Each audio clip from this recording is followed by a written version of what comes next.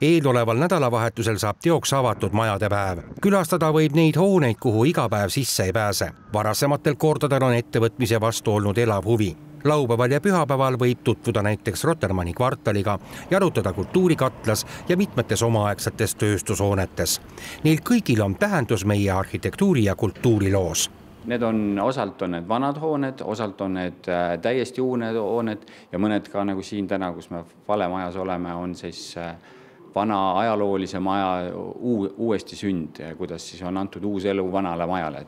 Tallinn on väga rikas varasema arhitektuuripärandi poolest. Meil on palju tööstusarhitektuuri, millele on siis otsitud ja leitud tegelikult väga põnev uus elu. Igal objektil on külastajate päralt giidid. Neid on seekord kaasatud üle 130 inimese.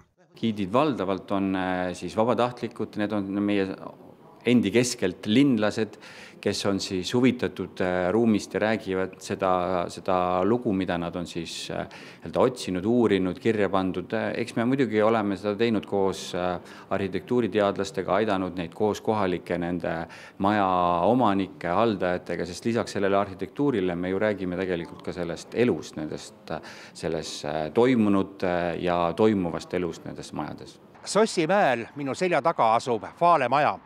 Kerkis see paekivi hoone siia 1926. aastal ning rohkem kui 90 aastat keedeti siin tselluloosi. Mõtte äratada hoone uuele elule tekkis arhitekt Andres Kõresaarel ühel kohtumisel ehitusettevõtja Andres Kogeriga. Kunagine räämas tootmishoone muutus 2000. aastate algul tundmatuseni.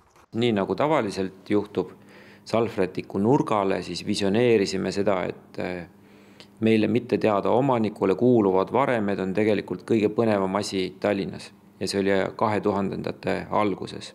Ja nõnda see teekond algas, see kindlasti oli väga revolutsiooniline mõte, see oli väga palju kirgi kütnud mõte, see oli ka muinsuskaitses diskussioone tekitav asi, sest ei ole kombeks ju industriaalmälestistele, milleks ju paberivabrik on, midagi külge ega juurde ega otsa ehitada. Täpsem info, kuhu võib uudistamiseks sisse astuda ja giidide juttu kuulata, on leitav kodulehel openhouse.tallinn.ee.